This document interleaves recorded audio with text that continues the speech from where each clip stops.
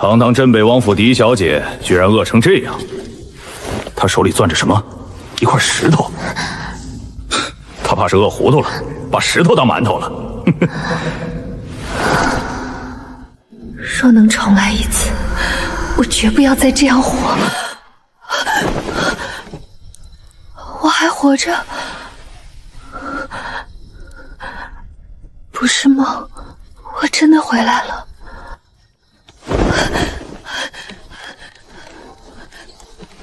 小姐，春桃，你还活着？小姐，您怎么了？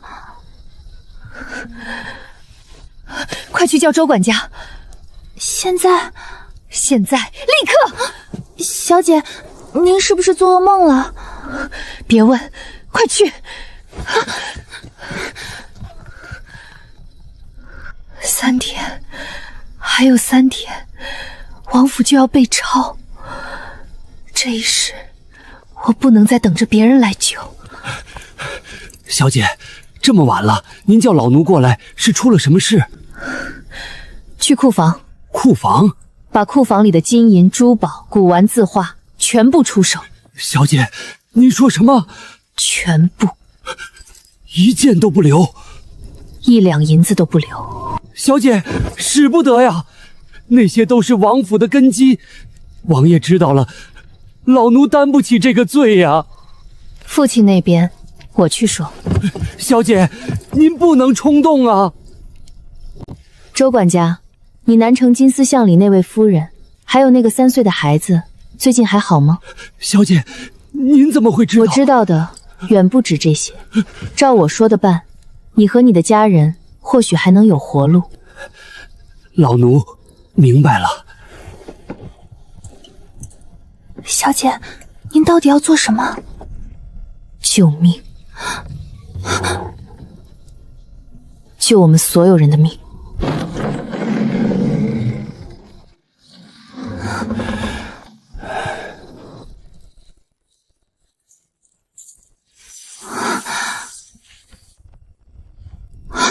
小姐，这么多宝贝，真的都要卖吗？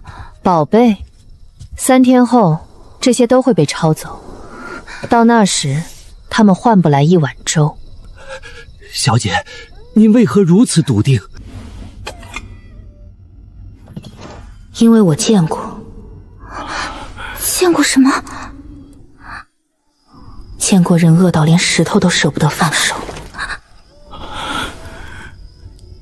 城东通宝钱庄，城西四海当铺，把他们的巨文米行都悄悄请来。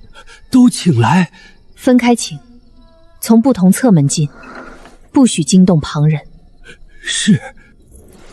这一箱送去吏部尚书裴文简府上。裴大人？对。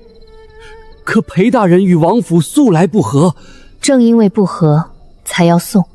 小姐是想求他帮忙？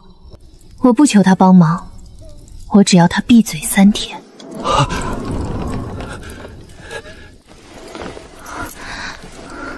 这个交给城北衙人张麻子。这里面是王府名下的田庄和铺面契书。小姐，这可是王府真正的产业呀！换掉。换成什么？城郊荒地、山地、废田。越偏越好。越偏越好。小姐，良田换荒地，咱们不是亏了吗？现在看是亏，以后你就知道那些荒地才是真正能保命的东西。老奴这就去办。天亮之前，库房必须空一半。是。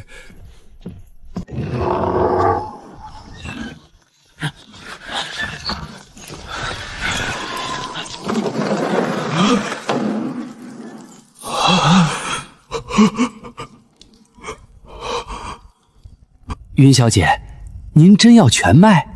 要。价格可不会太高。我不要最高价。那小姐要什么？限量。多少？有多少要多少。米、面、豆、盐，能入口能久放都要。小姐这是要做大生意？不，我要活下去。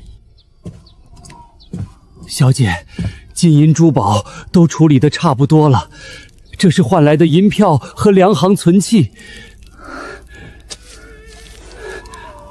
烧了，烧了！小姐，这可是几百万两啊！银票太显眼，留着就是祸。那粮行存器呢？圣旨一下，粮行也保不住。马上去提粮。提出来以后呢？不要运回王府，直接送出城，藏到30里铺的地窖里。老奴明白。动静要小，人要可靠。是。小姐，王府真的会出事吗？会。那王爷呢？他很快就会回来。小姐不好了！王爷连夜从军营赶回来了，已经到府门口了。来得正好。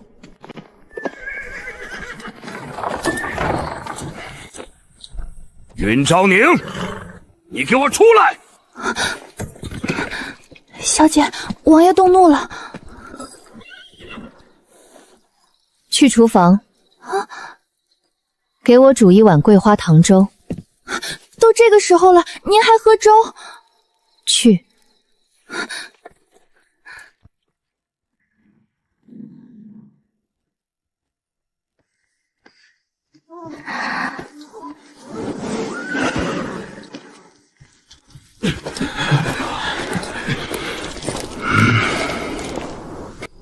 逆女！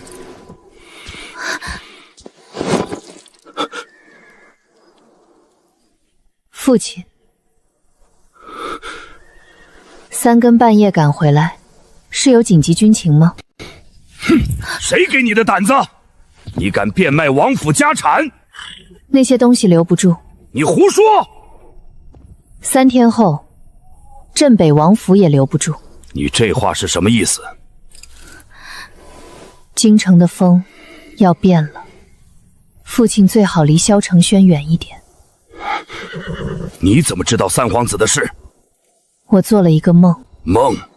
我梦见王府被抄，梦见我们全家被押入天牢，梦见萧承成第一个站出来指认父亲。我还梦见父亲书房暗格里那封结盟信。你？那封信就是压垮云家的最后证据。是谁教你说这些的？没人教我，我只是比父亲更早见过结局。老爷，昭宁，这是怎么了？母亲，手怎么这么凉？你是不是不舒服？母亲，我没事。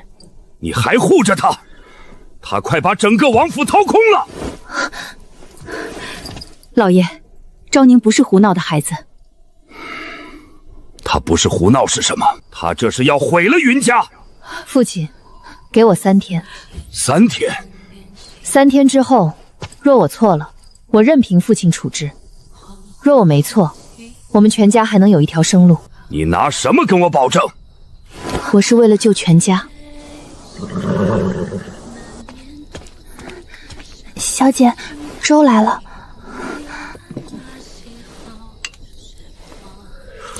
这个时候你还吃得下？父亲，我以前就是吃不下，也吃不到，才明白饭有多重要。您可以不信我，但这3天，您必须装病。装病？对，病得越重越好。三皇子派人来问，您就说下不了床。宫里若召唤，您也不去。父亲，活下来比面子重要。我倒要看看你这个梦能梦出什么结果。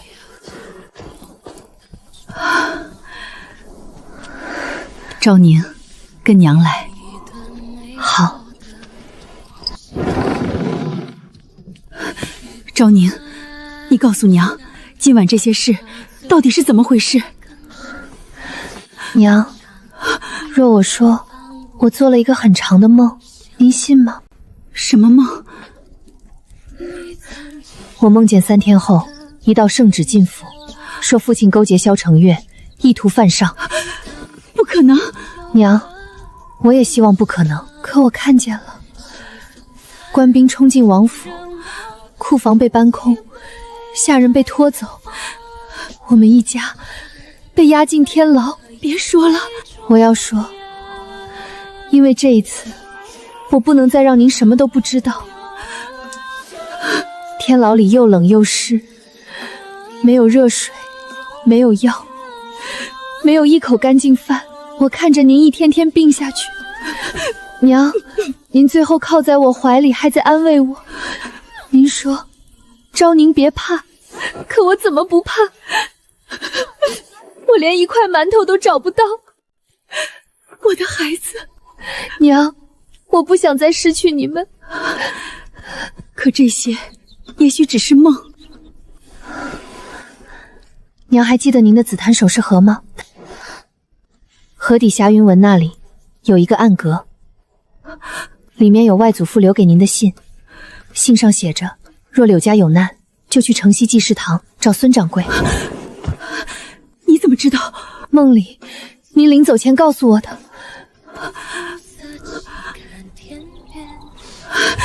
昭宁，你受苦了。娘，这一世我一定带你们活下去。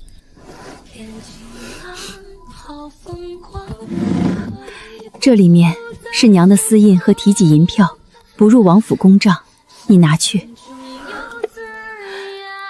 娘，您不怕我错？娘信你。你要买粮，娘给你银子；你要买地，娘给你印信；你要救这个家，娘陪你。娘，咱们一家人要活就一起活。好。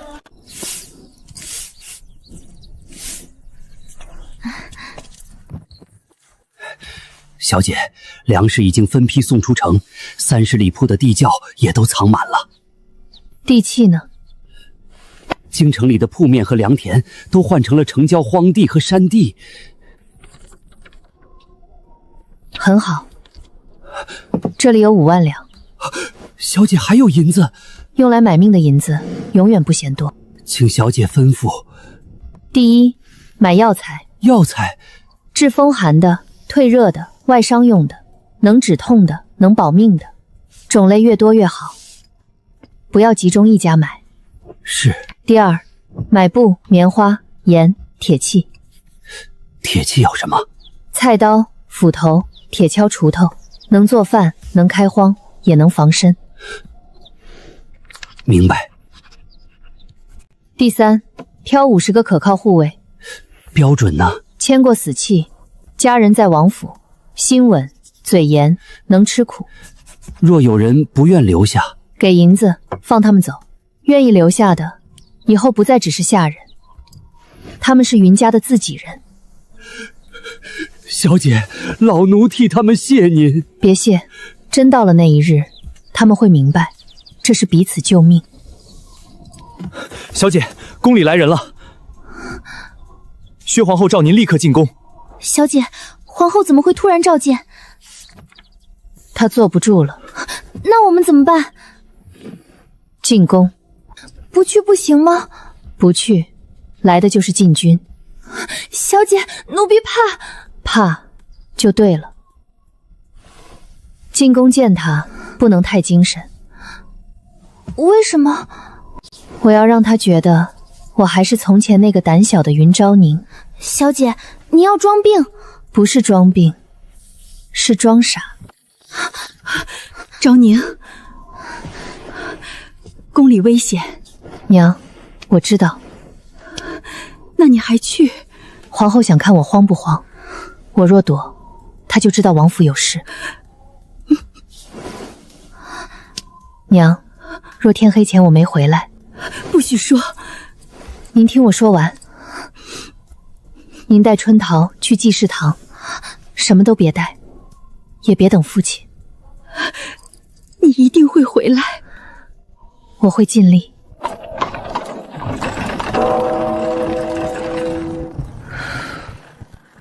薛皇后，上一世你把云家推入深渊，这一世该轮到你不安了。昭宁来了。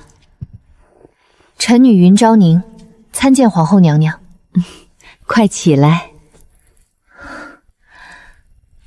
怎么脸色这么差？回娘娘，臣女近日总是做噩梦。噩梦？梦见什么了？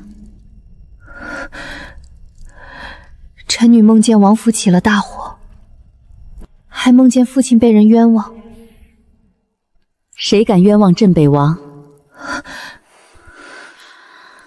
臣女还梦见三皇子殿下指着父亲说父亲犯了大罪。昭宁，这话可不能乱说。臣女该罚，臣女只是被梦吓坏了，求娘娘不要怪罪。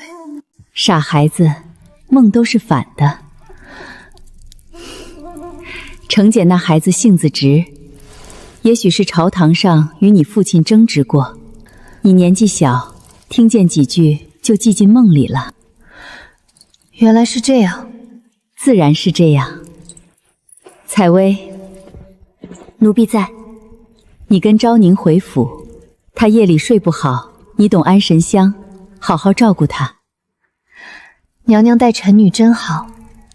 本宫是看着你长大的，自然疼你。臣女谢娘娘恩典。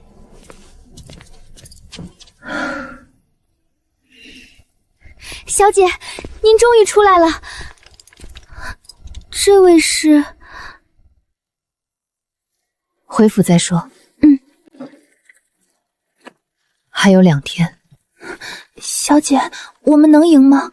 不是能不能赢，是必须赢。因为输过一次的人，再也输不起了。小姐，您刚才在宫里是故意装成那样的？不装，怎么让薛皇后安心？采薇姑娘，以后到了王府就把这里当自己家。小姐言重了，奴婢只是奉皇后娘娘之命照顾小姐。皇后娘娘想得周到，只是我年轻，身边有春桃伺候就够了。小姐的意思是，我母亲近日心境失眠，你既会调香安神，又是娘娘身边出来的人，照顾我母亲才最合适。奴婢听小姐安排。昭宁，你可算回来了。娘，我没事。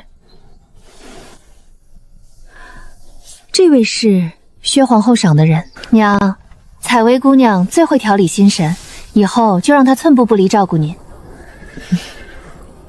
那正好，我这几日总睡不安稳。采薇姑娘，你随我来吧。是。小姐，把她放到夫人身边，安全吗？母亲的院子是王府最严的地方，她在那里，一句话都传不出去。原来小姐早就想好了。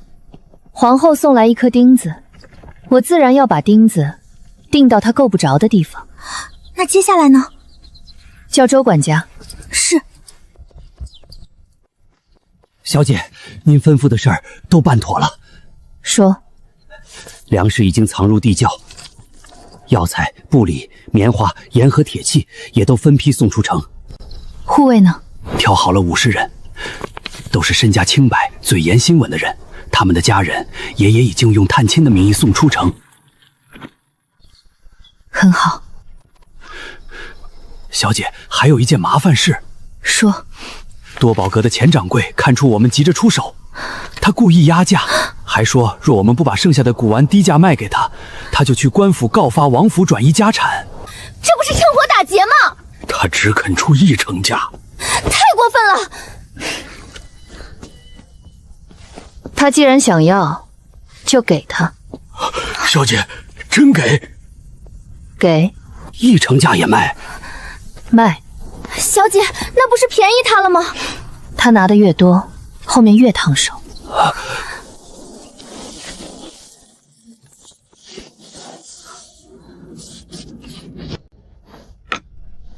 把东西给钱老板，再额外送他2件最好的。还要送？告诉他，这是封口礼。那这封信和腰牌，去城南平康坊，找一个叫鬼手七的人。小姐，平康坊鱼龙混杂，正因为鱼龙混杂，才方便办事。小姐认识鬼手七？以前他欠过我人情。把信给他，他知道怎么做。小姐想让他……我不想听过程，我只要明天天亮之前，钱掌柜再也没机会开口。老奴明白。小姐，您怕吗？怕，可我更怕重来一次，还保护不了你们。奴婢会一直跟着小姐，那就活着跟。奴婢一定活着。你进宫见了薛皇后？见了。她跟你说了什么？她问我是不是做了噩梦，我告诉她，梦见王府被抄。你疯了！我若不说，她会更怀疑。那她信了？她信我胆小，也信我蠢。她送来的那个宫女呢？安排到母亲院里了。眼线。是。不行，我必须去找三皇子问清楚。站住！你敢命令我？父亲现在去，就是送死。你放肆！你想问什么？问三皇子是不是要害云家，还是问他打算什么时候把您当弃子？薛皇后今日召我，就是试探，他们已经准备动手了。您现在找上门，正好给他们递刀。那你说我该怎么办？等。等？对，从现在开始，父亲病了，重病，不能见人，任何人来探望都让父亲挡回去。我堂堂镇北王，装病躲在府里，活着比体面重要。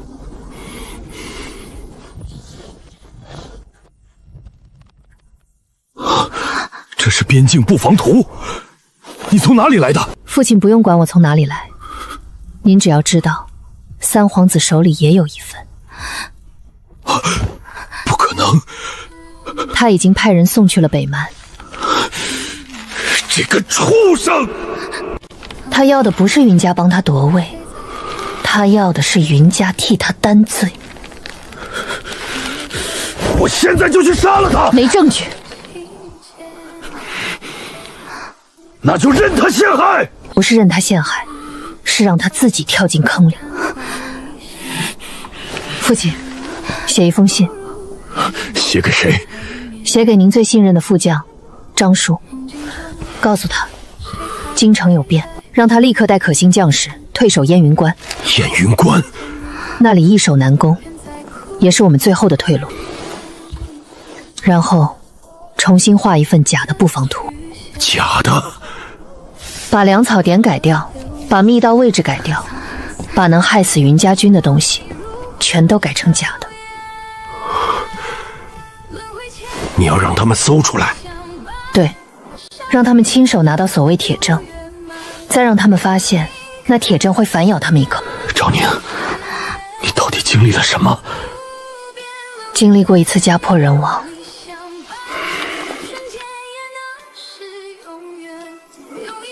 好，父亲信你。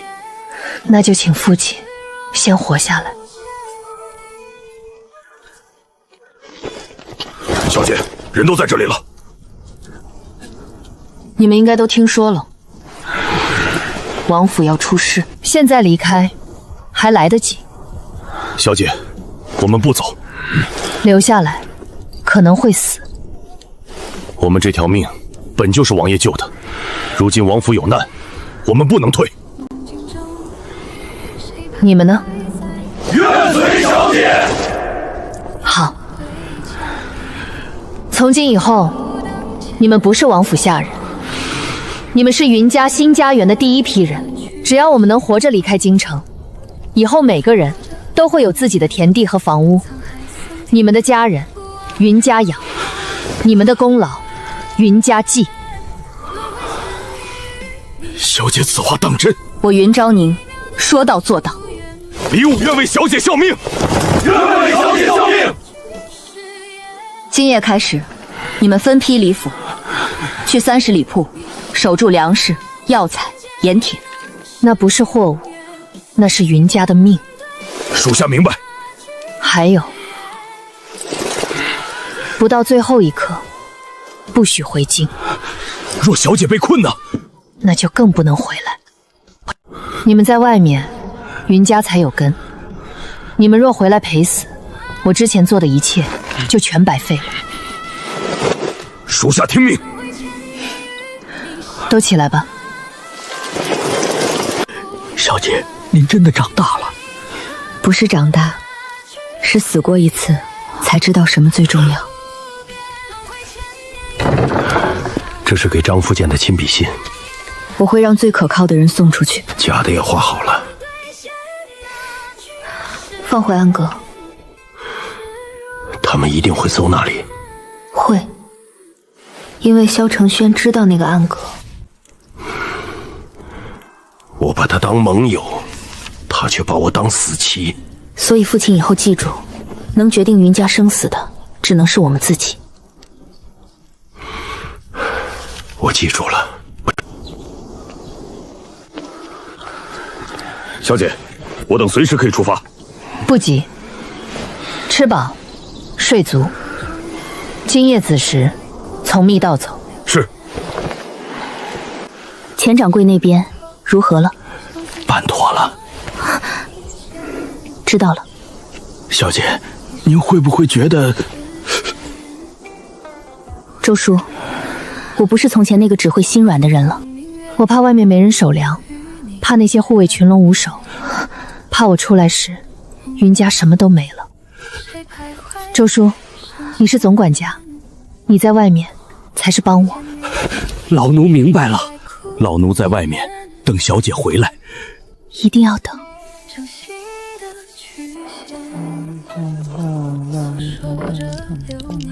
昭宁，你父亲那边如何？娘放心，父亲已经想明白了。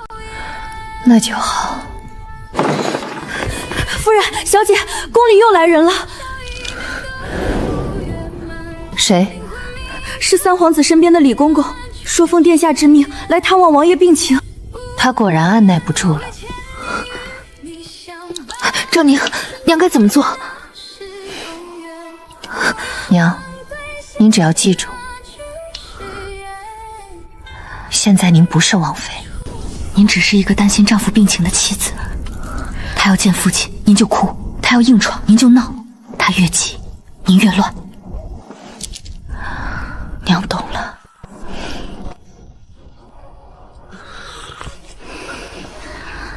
咱家见过王妃，见过云小姐。公公客气。三殿下听闻王爷病重，心里担心得很，特命咱家来看看。殿下有心了。王爷现在何处？在书房静养。那咱家进去看一眼。不可。王妃这是何意？太医说了，老爷不能见风，也不能受惊。咱家又不是外人，看一眼就走。公公，您这是要逼死我们吗？老爷如今就剩半口气，您若硬闯惊了他，他若有个好歹，我也不活了。娘，您别急，父亲还病着，您不能再倒下。我怎么能不急？你父亲一辈子忠心为国，如今病倒在床，还要被人逼着见客。王妃慎言。我只是一个妇道人家，我不懂朝堂，我只知道我丈夫病得快没命了。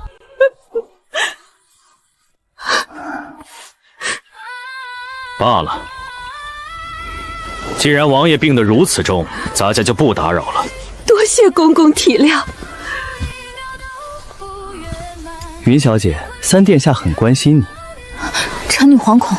殿下还说，若王府有什么难处，只管开口。臣女记下了。那咱家就回宫复命了。昭宁，娘刚才有没有漏破绽？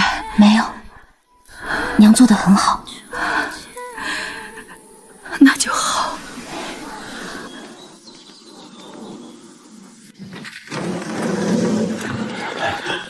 小姐，老奴在30里铺等您。守好那里。老奴用命守。不，我要你活着守。是。小姐，他们真的能平安到吗？能。那我们呢？我们也会。可是天牢，春桃，记住，这一次我们不是被拖进天牢，是自己走进去。只有进去了，才能让他们以为云家彻底输了。然后呢？然后，等他们得意忘形里，等他们亲手露出破绽。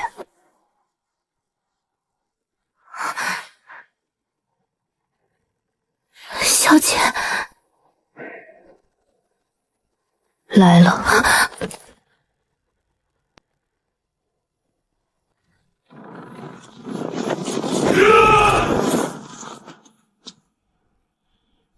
3天，那箱珠宝果然只买来了3天安静，但3天已经够了。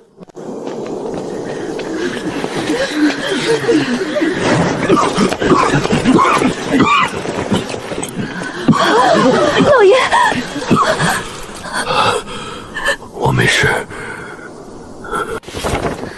奉天承运，皇帝诏曰：镇北王云震灭，身为藩王，不思报国，暗中勾结，意图犯上，私通北蛮，出卖军情，罪证确凿，天地不容。念其曾有军功，暂不处决，将云家满门打入天牢，听候发落。府中所有家产悉数抄没，冲入国库。钦此。冤枉！我云家世代忠良。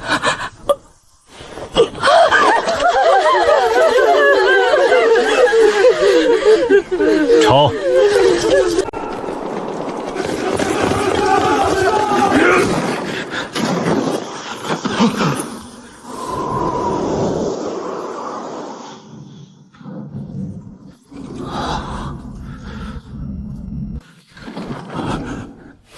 这怎么可能？东西呢？云小姐，库房里的金银珠宝去了哪里？将军，您在说什么？王府这些年一直清贫，父亲的俸禄大半都贴补军中了。清贫？堂堂镇北王府，你跟本官说清贫？臣女不敢欺瞒。小姐，说实话，否则本将军不介意让你吃点苦头。臣女真的不知道。将军，说，书房暗格里搜到一封密信，还有一张边境布防图。好，这就是铁证。鱼儿终于咬钩了。将军，书房暗格里搜到了东西，呈上来。这就是证据。云震岳暗中勾结三皇子，私送边将布防图，如今人证物证俱在，他还有什么话可说？裴文乾，你这是栽赃！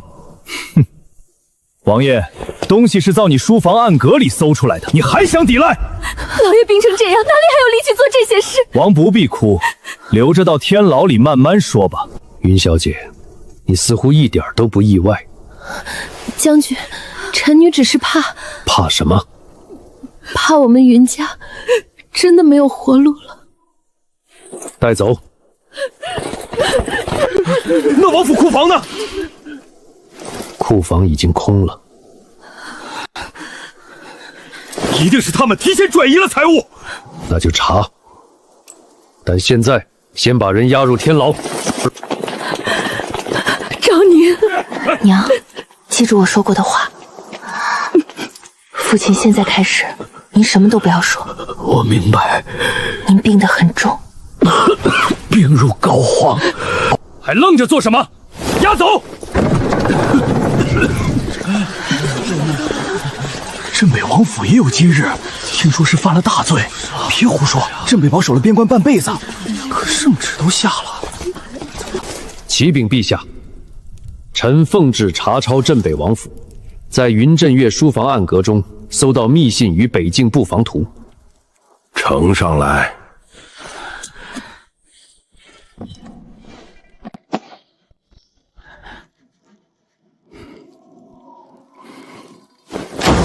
好，真的好儿子，真的好藩王。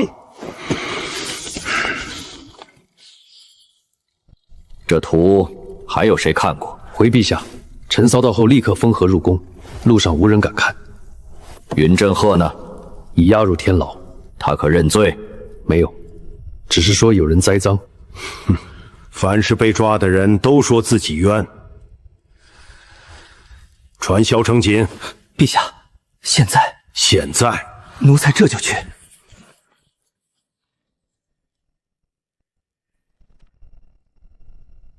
云振岳、萧承殷，你们当真以为朕老了就什么都看不见了？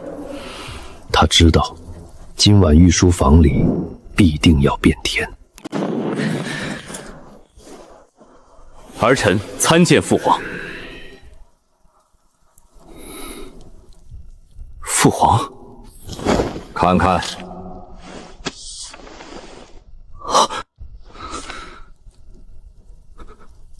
父皇，这是假的。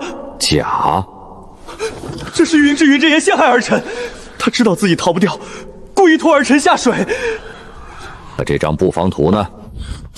北境布防如此机密，除了云振峰，还有谁能拿到？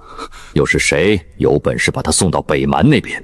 不是儿臣，不是你，儿臣对天发誓。你和云振岳暗中来往，真当朕不知道？你这些年拉拢军中旧部，收买朝臣，铲除异己，朕不是不知道，朕只是想看你到底能走到哪一步。父皇，儿臣只是想替您分忧。分忧？你这叫分忧？你这是拿大周江山做赌！父皇，一定是太子在背后陷害儿臣。住口！事到如今，你还想攀咬别人？父皇，儿臣冤枉。来人！陛下，革去萧承娟所有封号。父皇，全进府中。没有朕的旨意，终生不得踏出府门半步。父皇，你不能这样对儿臣。父皇，儿臣是被冤枉的，是云家害我。韩不息，臣在。天牢那边暂时别动云家。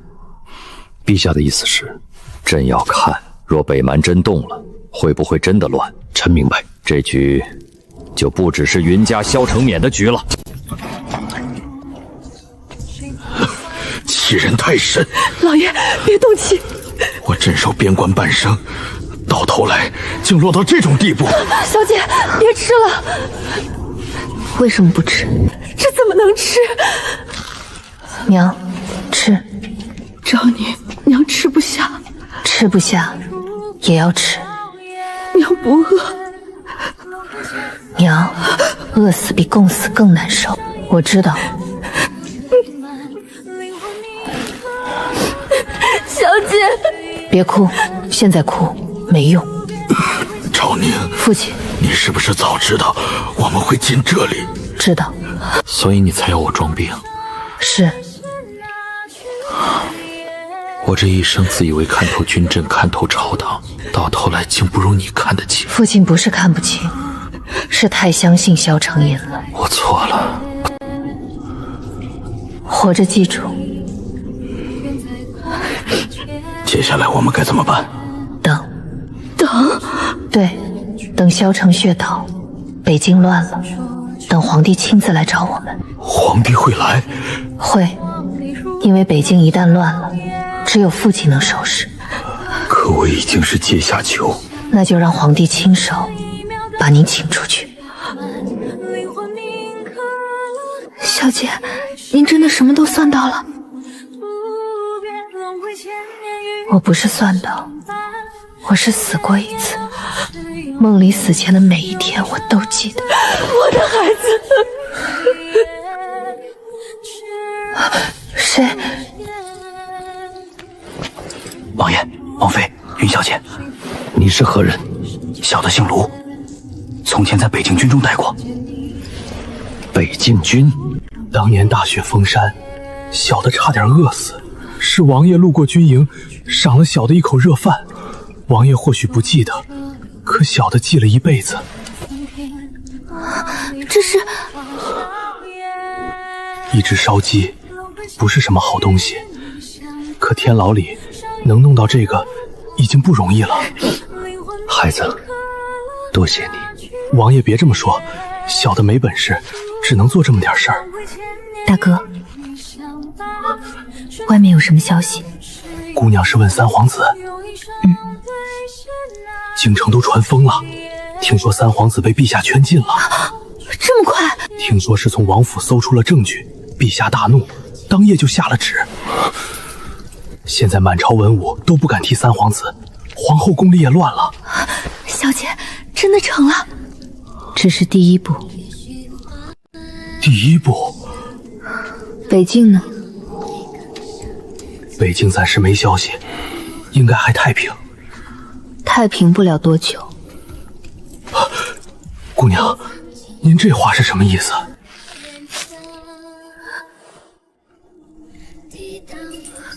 小姐，您吃。都吃，吃饱才有力气等。我以为云家完了。还没。昭宁，父亲，你到底还藏了多少后手？够让云家活下来，也够让京城翻天。他们先要云家的命，我只是把刀还回去。快，关紧牢门！北境出事了！出什么事了？是不是打仗了？京城会不会也乱？小姐，别怕。北境怎么了？王爷，出大事了！说，北蛮30万铁骑南下，燕云关防线被撕开了。不可能，是真的。燕云关地势险要，张副将手里有5万精兵，粮草也足，怎么可能这么快失守？外面都乱了。听说北蛮人像知道我们的布防一样，他们专挑薄弱处打，连破3城。父亲，是那张图？是。可那是假的。所以他们看似赢了，其实是在走向死路。假的？卢大哥，这些话出了这间牢房，你一个字都不要说。小的明白。赵宁，你把北蛮也算进去了？不是算，是他们自己谈。萧承彦想借北蛮的手，坐实云家的罪。北蛮想借这张户吞下大周北境，皇帝想借这件事除掉云家。既然他们都想要，我就让他们一起拿。昭宁，娘，别怕，最难熬的时候很快就过去了。那张副将呢？张叔收到信后，已经退守真正的伏击点狼牙山，还有虎跳峡。北蛮人以为燕云关被撕开就是胜了，可他们不知道，燕云关后面不是坦途，是口袋。他们进得越深，死路越窄。姑娘，您是说，北境不是败了，是开局了。陛下，北蛮连下3城，朝中大臣都在殿外候着，请陛下早做决断。决断？这还能如何决断？云振岳在天牢，萧承久被圈禁，北境军心已乱。陛下，北境战中太快了，北蛮像是提前知道我军布防，他们走的每一步都极准。布防图，陛下，去军机处侦图来，快去！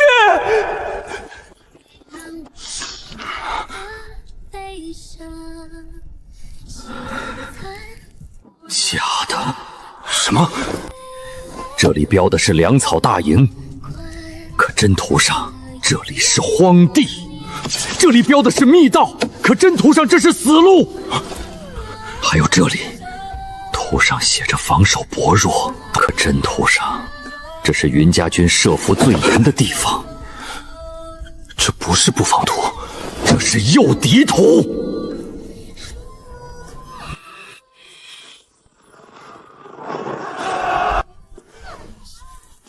好狠，好准，好一个云振月！陛下，现在怎么办？去天牢。陛下亲自去。难道让朕等着北境彻底崩台？可云家现在还是罪臣。罪臣？若他的局能救大周，那朕就得亲手把罪臣请出来。奴才这就备驾。云昭宁，你还有多少话要跟朕说？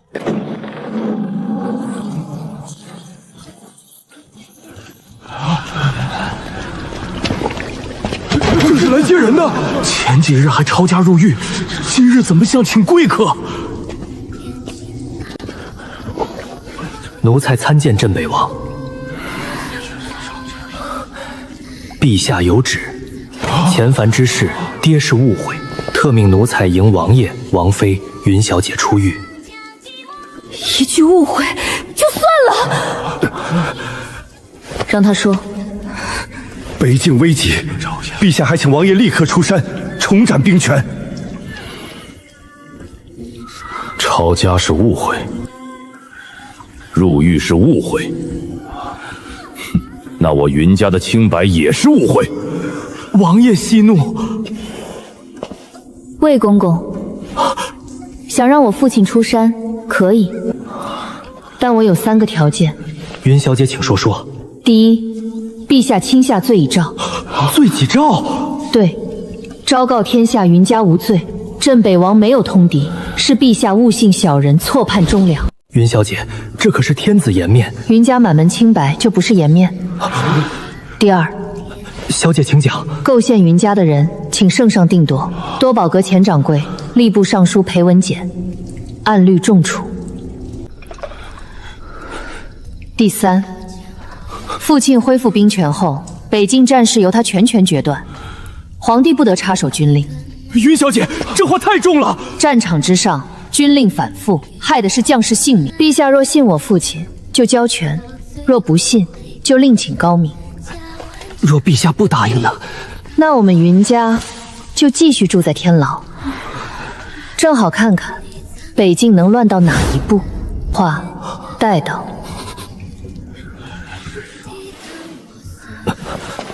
小姐，陛下会答应吗？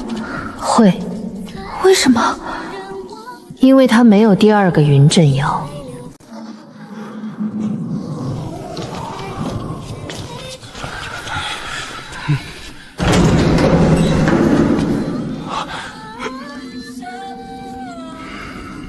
云爱卿，前世是朕错了，朕误信谗言，错判忠良，让云家受辱，也让北境陷入危局，朕有愧。奉天承运，镇北王府世代忠良，并无通敌之罪，前番抄家入狱，皆因奸人构陷，朕识人不明，误责忠臣，今昭告天下，还云家清白。第2件呢？多宝阁前掌柜裴文简及相关党反已全部下狱。第3件呢？朕恢复你镇北王爵位，复你兵权，北境战事由你全权统领，粮草、兵器、援军，朝廷全力供给，军令朕不再干涉。云振岳，北境百姓等不起了。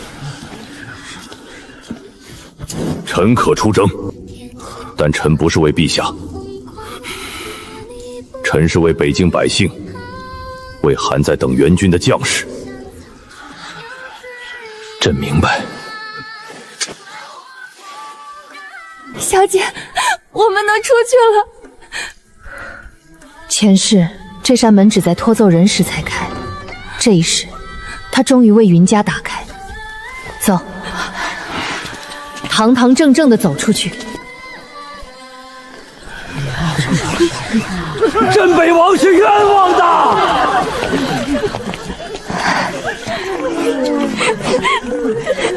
镇北王是冤枉的！小姐，他们把家翻成这样了，坏了就不要了。娘，这里不是我们的根。父亲出征北境，我带母亲去30里铺。你不留京城？不留。京城能抄云家一次，就能抄第2次。我们要自己的地，自己的粮，自己的人。好，这次听你的。小姐，皇后出事了，你还敢来？说。薛皇后买通天牢的人，想对云家下手，被陛下抓个正着。如今皇后被打入冷宫，三皇子也被终生幽禁。自作自受。这些是皇帝让你告诉我的。小姐明鉴，我在天牢里说的3条条件，你也传给了皇帝。是。小姐，他被逐。他做得很好。他若不传，皇帝不会知道我的底线，他也不会这么快低头。从今以后，你不用回宫。小姐要如何处置奴婢？留在母亲身边，做长侍。奴婢一定忠心。我不怕你聪明，我只怕你站错边。奴婢记住了。北蛮以为破了这里就能长驱直入，其实呢？狼牙山、虎跳峡、张叔的人就藏在这里。甲部防图给他们看的是生路，真正等着他们的是口袋。你要围他们？不是围，是等他们自己钻进来。若他们不进呢？他们会进，因为图上标了粮草大营。可那里没有粮。对，那里只有伏兵。这是给张叔的第2封信。写了什么？告诉他，北蛮主帅不到，不收网。昭宁，你这一局太险。父亲，我已经输过1次，这一次我不想小赢。好，父亲信你。那就请父亲记住。什么？别急着赢，先让他们以为自己赢了。大周人果然只会内斗，前方就是粮草大营，可后军还没跟上。不等，万一有诈。这图是从大周皇子手里来的，你怕什么？将军，可以打了吗？再等，他们快过山口了。小姐说了，主帅不到，不收网。来了，北蛮王旗，封谷口，换粮车，放信号。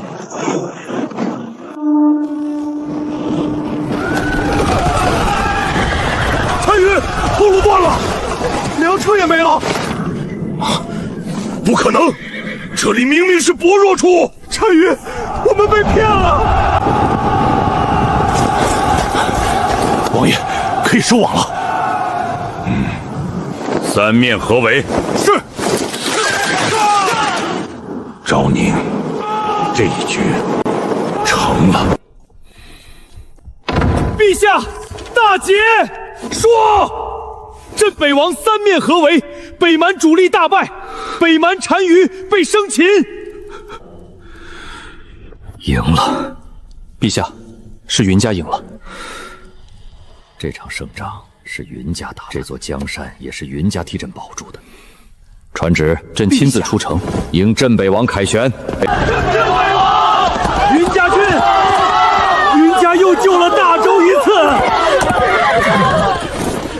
臣幸不辱命。云爱卿立下不世之功，朕必重赏。臣不要重赏，臣归还虎符。云爱卿忠心，朕心甚慰。臣还有一请。说，北境连年战乱，三州百姓流离失所，城池破败，田院代云家永镇北境。请陛下将北境3州划为云家封地，由云家全权治理，自建军队，自收税剩。唯一条件，云家军世代镇守国门，北蛮一日不退，云家一日不离北境。这个朕不能拒绝。云家刚救了大周，北境也必须有人镇守。若朕拒绝，云家不要京城兵权，要的是一个真正属于自己的根。准。北境3州交由云家治理，望云家永镇国门，不负大周。臣领旨。小姐，成了。是，云家终于有家了。这一次，不是被押走，不是被驱逐，而是堂堂正正的离开。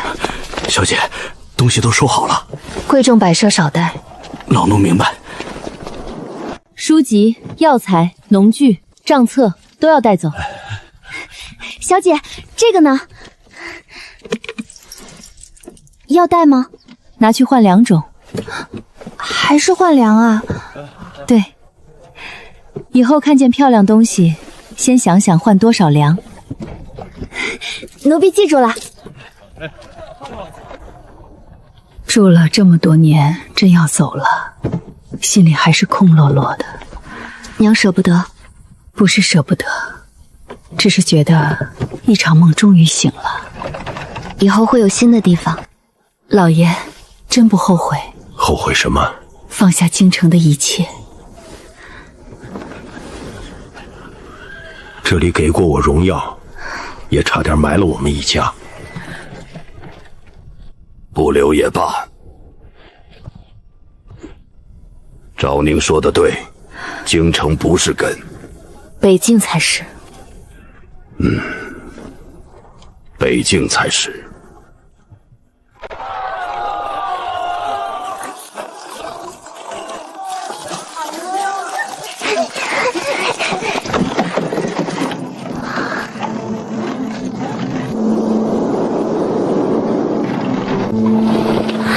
小姐，好多人啊！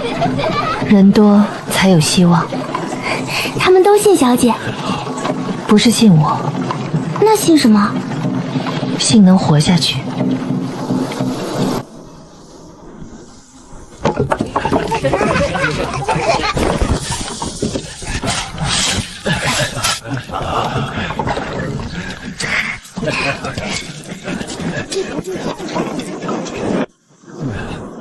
小鸡呢？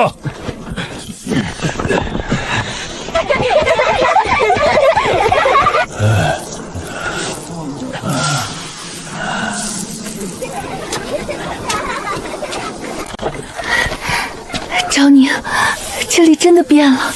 才刚开始。小姐，北境3州那边也派人送来了名册和土地图，让账房连夜整理。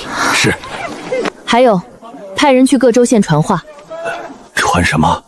云家来北境，不是来收刮百姓，是来让他们活。老奴这就去办。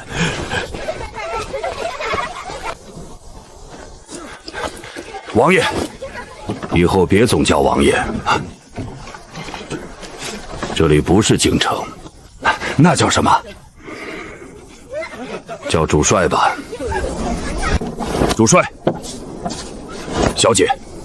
张叔不用多礼。北京这一战，若没有小姐那张图，我们赢不了这么彻底。赢仗的是你们，不齐的是小姐。张叔，接下来还有一场更难的仗。北蛮还有后手？不是北蛮，那是什么？是荒地。是荒地。守住一处地方难，让乡民安心过日子更难。这里空了太久，田要重新开，人要重新聚，粮也要一点点攒起来。若只把人安在这里，却没有田，没有粮，没有活路，这片地方迟早留不住人。小姐想怎么做？第一，开荒；第二，修渠；第三，建粮仓；第四，设义学；第五，重编边军。这么多事不是1年能成的。那就3年，3年不够就5年。前世我死在一块石头旁边，这一世，我要让北境再也没有人把石头当馒头。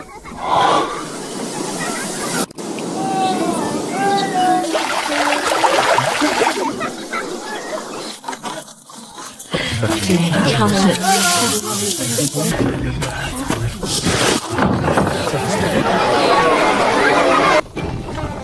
小姐，您看，今年的粮比去年多了好多。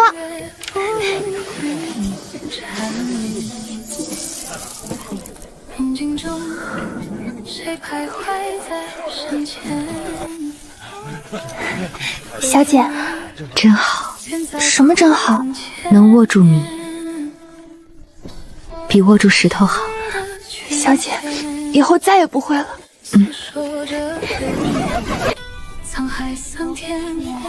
王妃，我写对了吗？这里少了一行，那我再写。慢慢写，不急。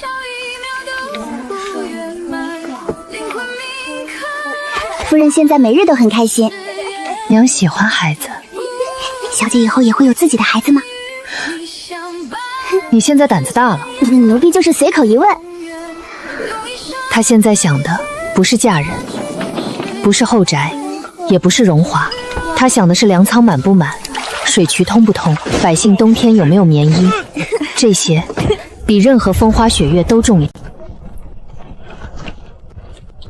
昭宁，父亲，北蛮派使者来了。他们又要打？不，他们求和。这一战把他们打怕了。听说北蛮王庭如今乱得很。求和可以，条件呢？边境互市。他们刚败，我们不趁机多要些赔偿？赔偿要，但不能只要金银。你想要什么？牛羊、马匹、皮毛，还有2种。2种？北洋地寒，有些种子比中原种子更耐寒。另外，互市开了，边民才能活。边民有饭吃，就不会轻易被人挑动。小姐是想用生意稳边境？当挡一时，饭能稳一世。好，就按你说的办。长帅，如今北境到底谁说了算？能让百姓吃饱的人说了算。